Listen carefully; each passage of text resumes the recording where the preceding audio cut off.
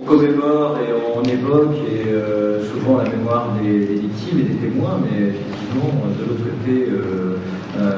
il y a non seulement quelques figures de bourreaux qui restent extrêmement présentes dans l'actualité, mais je pense qu'il était important aussi de pouvoir lancer un travail de réflexion sur la propagande qui correspond évidemment à un moment à la fois historique de la montée des violences du XXe siècle, mais qui aussi est toute son actualité, et pouvoir inviter un certain nombre de spécialistes qui vont balayer le siècle pour aller interroger cette forme de discours et de représentation qui est à la fois une façon de promouvoir l'image des gouvernements et qui a été repris bien sûr par les gouvernements totalitaires, les puissances totalitaires, mais qui était aussi de la façon dont elle s'alimentait, alimentait son contenu, une façon de stigmatiser l'ennemi et au-delà de l'ennemi, les populations civiles qui étaient la cible, étaient décrétées comme ennemis raciaux ou ennemis classiques. Alors, sur cette, ce qui correspond à un axe de réflexion que la Fondation va poursuivre au-delà de cette année, il nous a semblé important, Luba Jørgensen et moi, d'organiser, suite à un séminaire qu'on avait fait, d'organiser cette journée pour aller interroger la représentation à partir de l'articulation entre l'art et la propagande, l'implication des artistes et leur motivation qui est à la fois pensée comme une façon d'être instrumentalisée, mais aussi comme un engagement politique des artistes pour une cause qu'ils pouvaient défendre sincèrement, même si avec du recul ça peut nous sembler quelquefois incongru. Donc cette journée se donne pour tâche de lancer la réflexion sur l'articulation entre artistes et propagande. En sachant donc qu'on aura aussi, et puis bon, vous pourrez largement y participer, un peu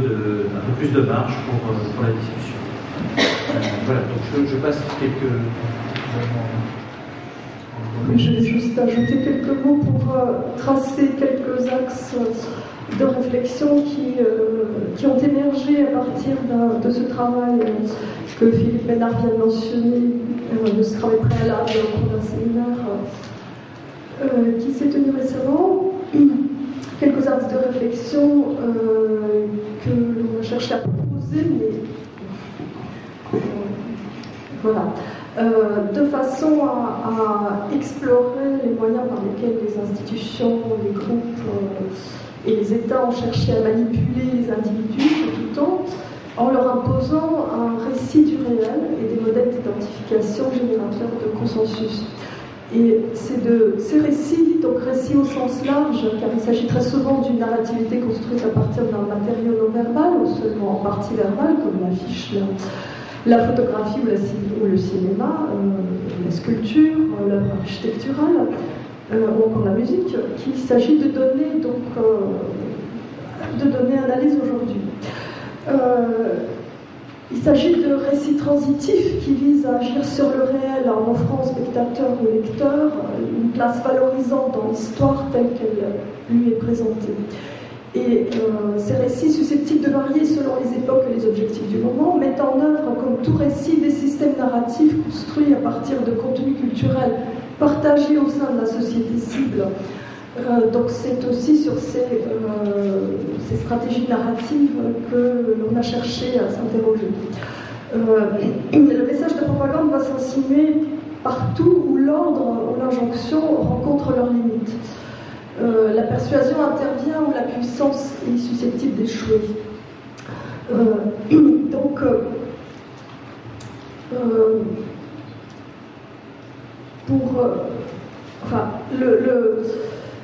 La puissance d'un État, même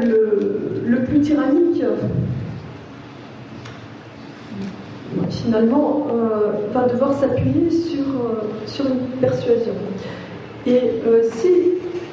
contrairement à l'injonction, le message de propagande est véhiculé sur un mode de représentation symbolique, c'est-à-dire indirect et figuré, puisque son but est justement d'échapper au registre direct. Donc à partir du moment où, enfin, si l'ordre met en œuvre la performativité du langage, la propagande, elle, va plutôt œuvrer à partir de la dimension figurative et narrative.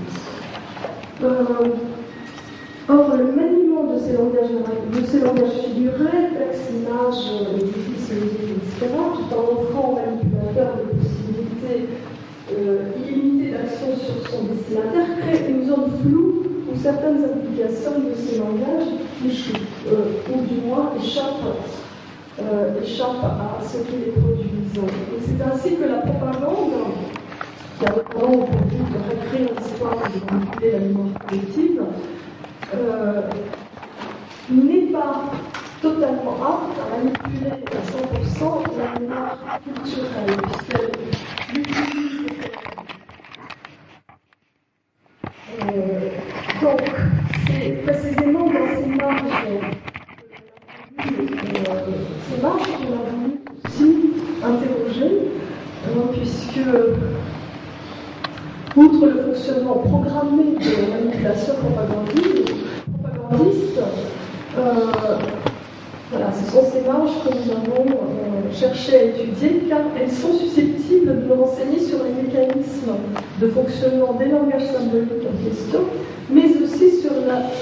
visibilité de ceux qui, dans tout discours de propagande, doivent nous le cacher. Car dans le cas des États totalitaires notamment, la propagande est parfois censée créer un consensus autour de pratiques qui elles-mêmes ne doivent pas être dévoilées. Il y a donc une négociation complexe, un dosage très subtil quant à la dimension de cette pointe qu'il s'agit de montrer. Et de là est venue une interrogation sur ce que les discours de propagande forgés par des États ou par des idéologues,